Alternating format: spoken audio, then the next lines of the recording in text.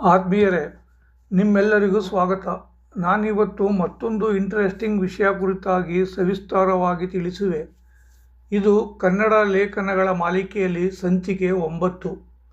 ಲೇಖನದ ಶೀರ್ಷಿಕೆ 60ರ ನಂತರದ ಬದುಕು. ಶೀರ್ಷಿಕೆಯೇ ಹೀಗಿದೆ, ಇನ್ನು ಒಳಗೇನಿದೆ ನೋಡೋಣ. ಖಂಡಿತ ಈ ಲೇಖನವನ್ನು ನೀವು ಮೆಚ್ಚುತ್ತೀರಿ ಎಂಬ ನಂಬಿಕೆ 100% ನನಗಿದೆ.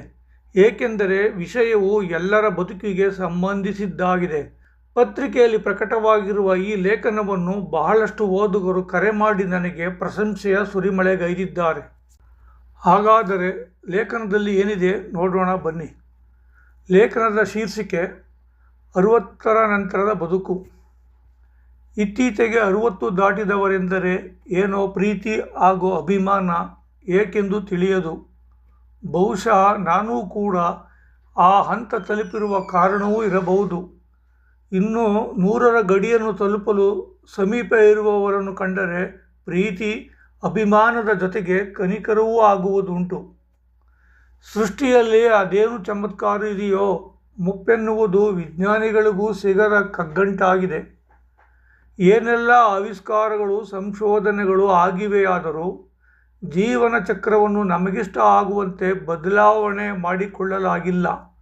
ಬಾಲ್ಯ, ಯೌವನ ಹಾಗೂ ಮುಪ್ಪು ಇವು ಪ್ರತಿ ಜೀವಿಗೆ ಕ್ರಮವಾಗಿ ಬರುವ ಮಜಲುಗಳು. ಮೊದಲೆರಡು ಸೂಪರ್ ಓಕೆ, ಆದರೆ ಕೊನೆಯದ್ದು ಇಷ್ಟವಾಗದಿದ್ದರೂ ಅನಿವಾರ್ಯ. ಅಕಸ್ಮಾತ್ ಬದುಕುಳಿದಿದ್ದರೆ. ಪ್ರಬುದ್ಧ ವಯಸ್ಸಿಗೆ ಬಂದವರ ಮೇಲೇಕೆ ಕನಿಕರ ಎನ್ನುವುದಕ್ಕೆ ಕಾರಣಗಳಿವೆ.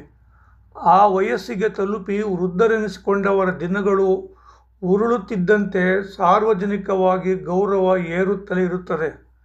ತಿರಸ್ಕಾರಕ್ಕೂ ಒಳಗಾಗುವ ಸಂದರ್ಭಗಳು ಕಡಿಮೆಯೇನಿಲ್ಲ. ವಯಸ್ಸು ದಿನದಿಂದ ದಿನಕ್ಕೆ ಶಕ್ತಿಯನ್ನು ಕುಂದಿಸುತ್ತದೆ. ಬಹಳಷ್ಟು ಕಾರ್ಯಗಳಿಗೆ ಪರಾವಲಂಬಿಗಳಾಗಿರುತ್ತಾರೆ. ಹೆಚ್ಚೆಚ್ಚು ಮತ್ತೊಬ್ಬರನ್ನು ಆಶ್ರಯಿಸಿದಂತೆ ಅಯ್ಯ ಇವನದು ಇದ್ದೇ ಇರುತ್ತದೆ ಎನ್ನುವ ಮಾತುಗಳು ಎದುರಾಗುತ್ತವೆ. ಹಣ್ಣು ಮುದುಕರಾಗಿದ್ದವರ ಮೇಲೆ ಮನೆಯವರಿಂದಲೇ ಸಣ್ಣ ಪುಟ್ಟದಕ್ಕೂ ನಿಂದನೆಗಳು ನಿರಂತರ. ಮನೆಯೊಳಗಿದ್ದರೂ ಹೊರಗಿನವನಂತಿರುವ ಆ ಹಿರಿಯ ಜೀವಕ್ಕೆ ಬದುಕು ಬೇಡವಾಗಿರುತ್ತದೆ. ಪೂರ್ಣಾಯಸ್ಸು ಪಡೆದವರು ನಿಧನರಾದ ಸಮಯದ ಚಿತ್ರಣವನ್ನು ಅವಲೋಕಿಸಿ ಅಂತಿಮ ಕಾರ್ಯದ ವಿಧಿವಿಧಾನಗಳನ್ನು ಸಾವಧಾನವಾಗಿ ನಡೆಯುತ್ತಿರುತ್ತದೆ. ನೆರೆದಿದ್ದವರಲ್ಲಿ ದುಃಖದ ಛಾಯೆ ಸ್ವಲ್ಪವೂ ಇರುವುದಿಲ್ಲ. ಒಳಗೊಳಗೆ ದುಃಖವಿದ್ದರೂ ಯಾರೂ ಅಳುವುದಿಲ್ಲ. ನಮಗೂ ಇವರಷ್ಟೇ ಆಯುಸ್ಸು ಕೊಡು ಭಗವಂತ ಎಂದು ಕೈ ಮುಗಿಯುತ್ತಾರೆ. ಬದುಕಿದ್ದಾಗ ಕಿರಿಕ್ ಮಾಡಿದ ಪಾರ್ಟಿ ಆದರೆ ಖುಷಿಯಾಗಿಯೇ ಬೀಳ್ಕೊಡುಗೆ ಕೊಟ್ಟು ನೆಮ್ಮದಿಯ ಉಸಿರು ಬಿಡುತ್ತಾರೆ. ಹಿರಿಯರೆಂದರೆ ವಯಸ್ಸಿಗೆ ತಕ್ಕಂತೆ ಅರುಳೋ ಮರುಳೋ ನೆನಪಿನ ಶಕ್ತಿ ಇರುವುದಿಲ್ಲ. ಕಿವಿಗಳು ಸ್ಪಷ್ಟವಾಗಿ ಕೇಳಿಸುವುದಿಲ್ಲ. ಮಾತಿಗೂ ಆ ಎನ್ನುತ್ತಿರುತ್ತಾರೆ. ಹೇಳಿದ್ದನ್ನೇ ಎಷ್ಟು ಸಾರಿ ಹೇಳಬೇಕು ಈ ಮುದುಕನಿಗೆ?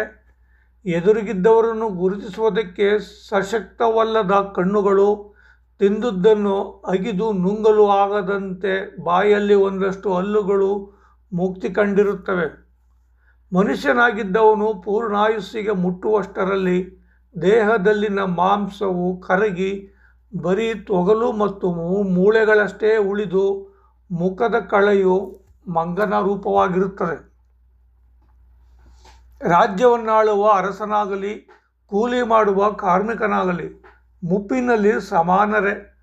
ಅದೆಷ್ಟೇ ಪೌಷ್ಟಿಕಾಹಾರ ಸೇವಿಸಿದ್ದರೂ ಕಾಲ ಕಳೆದಂತೆ ದೇಹದಲ್ಲಿ ಆಗುವ ಬದಲಾವಣೆಯಲ್ಲಿ ಯಾವುದೇ ರಿಯಾಯಿತಿ ಇರುವುದಿಲ್ಲ.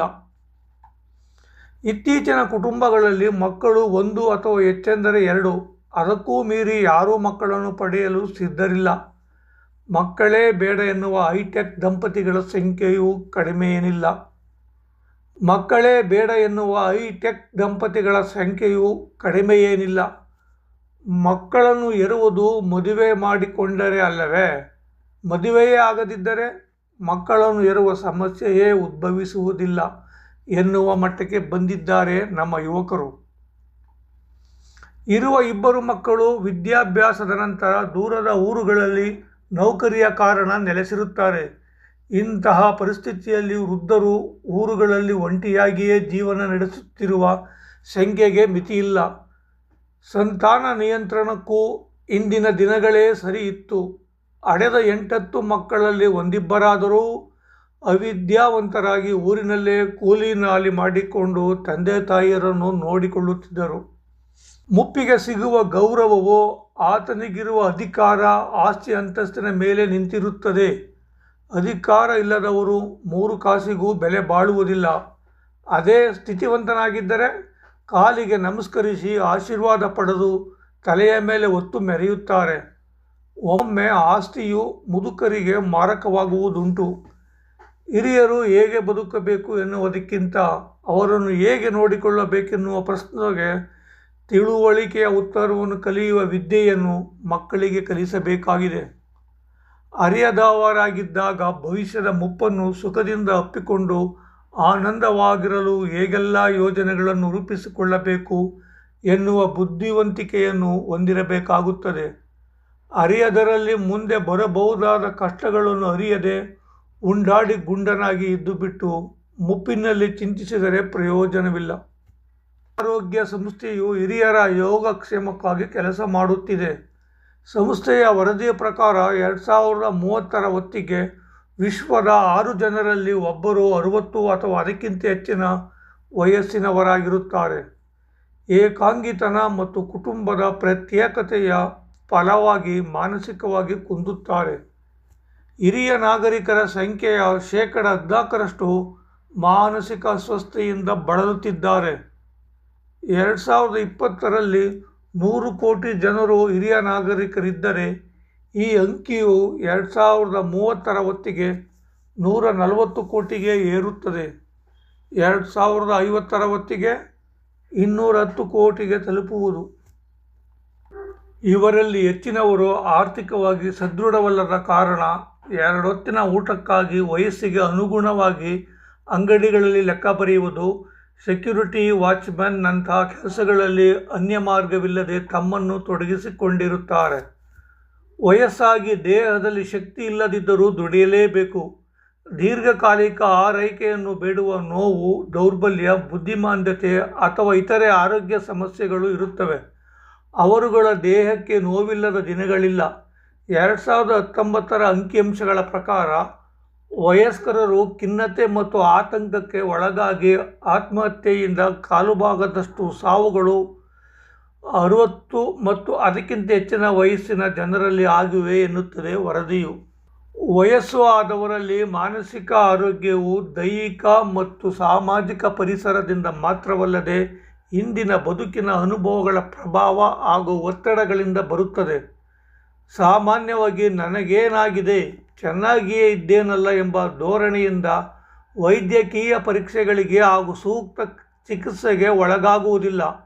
ಮಾನಸಿಕ ಆರೋಗ್ಯಕ್ಕೆ ತುತ್ತಾಗಲು ಪ್ರಮುಖವಾಗಿ ವಯೋನಿವೃತ್ತಿಯಿಂದಾಗಿ ಅಧಿಕಾರ ಇಲ್ಲದಿರುವುದು, ಆದಾಯದಲ್ಲಿ ಗಣನೀಯವಾಗಿ ಕುಸಿತವಾಗಿರುವುದು ಹಾಗೂ ವಯೋಮಾನ ಸಹಜವಾದ ದೇಹದ ಪರಿಸ್ಥಿತಿ. ದೀರ್ಘಕಾಲದ ಕಾಯಿಲೆಗಳಾದ ಹೃದಯ ಕಾಯಿಲೆ, ನರಗಳಿಗೆ ಸಂಬಂಧಿತ ಕಾಯಿಲೆ, ಕ್ಯಾನ್ಸರ್, ಪಾರ್ಶ್ವವಾಯು, ರಕ್ತದೊತ್ತಡ, ಮಧುಮೇಹ ಕಾಯಿಲೆಗಳಿಗೆ ನಿತ್ಯವೂ ಆರೈಕೆಗಳು ಅವಶ್ಯಕ. ನೋಡಿಕೊಳ್ಳಲು ಇಲ್ಲದ ಹಿರಿಯರಿಗೆ ಕ್ಷಣವೂ ಯುಗವಾಗುವುದುಂಟು. ಇಂತಹವರು ಬೇರೆಯವರ ಆಶ್ರಯವಿಲ್ಲದೆ ದಿನ ಕಳೆಯಲಾಗದು. ಯಾರೂ ಇಲ್ಲದವರು ಸೌಲಭ್ಯಗಳಿರುವ ವೃದ್ಧಾಶ್ರಮಗಳಲ್ಲಿ ಮನಸ್ಸಿಲ್ಲದೆ ಕೊನೆಗಾಲದ ಬದುಕನ್ನು ನಡೆಸಬೇಕಾಗುವ ದುಸ್ಥಿತಿ ಆಗಿರುತ್ತದೆ. ಕುಟುಂಬದಲ್ಲಿ ಹಿರಿಯರನ್ನು ಮಕ್ಕಳಂತೆ ನೋಡಿಕೊಳ್ಳಬೇಕಾಗುತ್ತದೆ. ಮಾತು ಮಾತಿಗೂ ಕೋಪ ತೋರುತ್ತಾರೆಯಾದರೂ ಅದಕ್ಕೆ ಮನ್ನಣೆ ಕೊಡಬಾರದು. ವಯಸ್ಸಿನಲ್ಲಿ ಹುಲಿಯಂತೆ ದರ್ಪದಲ್ಲಿ ಜೀವನ ಸವೆಸಿದವರು ಮುಪ್ಪಿನಲ್ಲಿ ತೂಕಡಿಸುವ ರೋಗದ ಕೋಳಿಯಂತಾಗಿ ಬಿಡುತ್ತಾರೆ. ಪ್ರಾಣಿ ಪಕ್ಷಿಗಳು ಮುಪ್ಪಿನಲ್ಲೂ ಸ್ವಾವಲಂಬಿಗಳು, ಆದರೆ ಮನುಷ್ಯರು ಹಾಗೆ ಇರಲಾಗದು. ನಿತ್ಯ ಕರ್ಮಕ್ಕೆ ಹೋಗುವಾಗಲೂ ಒಬ್ಬರ ಆಶ್ರಯ ಬೇಕಾಗಿದೆ. ಒಟ್ಟಿನಲ್ಲಿ ಮನುಷ್ಯ ರಾಜನಾಗಿದ್ದರೂ ಮುಪ್ಪಿನಲ್ಲಿ ಆಳಿನಂತೆ ಜೀವನ ನಡೆಸಬೇಕಾಗುತ್ತದೆ. ಎಲ್ಲ ಸಮಸ್ಯೆಗಳಿಗೂ ಹೋರಾಡಲು ಸಂಘಗಳುಂಟು, ಆದರೆ ಮುದುಕರ ಸಮಸ್ಯೆಗಳಿಗೆ ಪರಿಹಾರವನ್ನು ಕಂಡುಕೊಳ್ಳಲು ಸಂಘಟನೆಗಳಿಲ್ಲ. ಸಮಾಜದಲ್ಲಿ ರೈತ ಮತ್ತು ವೃದ್ಧರ ಸಮಸ್ಯೆಗಳು ಈ ಯುಗದಲ್ಲಿ ಬಗೆಹರಿಯುವುದಿಲ್ಲ. ಮುಪ್ಪೆಂದು ತೀರಾ ಅಲ್ಲಗಳೆಯದಿರಿ. ಇಳಿ ವಯಸ್ಸಿನಲ್ಲೂ ಮದುವೆ ಮಾಡಿಕೊಂಡವರಿದ್ದಾರೆ, ಅವರಿಗೂ ಮಕ್ಕಳಾಗಿವೆ. ತಾಕತ್ತು ಹಾಗೂ ಸಾಧನೆಯಲ್ಲಿ ಗಿನ್ನಿಸ್ ಬುಕ್ಗೂ ಸೇರಿದ್ದಾರೆ. 70 ವರ್ಷಕ್ಕಿಂತಲೂ ಹೆಚ್ಚು ವಯಸ್ಸಾಗಿದ್ದರೂ ಯುವಕರನ್ನು ನಾಚಿಸುವಂತೆ ವಾರಕ್ಕೆ 70 ಗಂಟೆಯಿಂದ 100 ಗಂಟೆಯವರೆಗೆ ವಿರಮಿಸದೆ ದುಡಿಯುವ ಉದ್ಯಮಿ NR ನಾರಾಯಣಮೂರ್ತಿ ಹಾಗೂ ಸನ್ಮಾನ್ಯ ಪ್ರಧಾನಿಗಳು ಇದ್ದಾರಲ್ಲ. ಮನಸ್ಸು ಮತ್ತು ಏಕಾಗ್ರತೆ ಇದ್ದಲ್ಲಿ ವಯಸ್ಸಿನ ಅಂಕೆಗಳು ಲೆಕ್ಕಕ್ಕೆ ಬರುವುದೇ ಇಲ್ಲ. ಮುಪ್ಪು ಶಾಪವಾಗದ ರೀತಿ ಲವಲವಿಕೆಯಿಂದ ಇರುವಂತೆ ಹೇಗೆಲ್ಲ ಇರಬೇಕೋ ಹಾಗೆ ಇರಲು ಪ್ರಯತ್ನವು ಹಿರಿಯರದಾಗಿರಲಿ. ಈ ಲೇಖನ ನಿಮಗೆ ಇಷ್ಟವಾಗಿದ್ದಲ್ಲಿ ನಮ್ಮ ಚಾನಲ್ಗೆ ಸಬ್ಸ್ಕ್ರೈಬ್ ಆಗಿ, ಲೈಕ್ ಮಾಡಿ ಹಾಗೂ ಶೇರ್ ಮಾಡುವ ಮೂಲಕ ಹೊಸ ವಿಡಿಯೋ ಮಾಡಲು ಪ್ರೋತ್ಸಾಹಿಸುವಂತೆ ನಿಮ್ಮಲ್ಲಿ ವಿನಂತಿ. ನಾನು ನಿಮ್ಮ ಮಿರ್ಲೆ ಚಂದ್ರಶೇಖರ್, ಮೈಸೂರಿನಿಂದ. ಧನ್ಯವಾದಗಳು.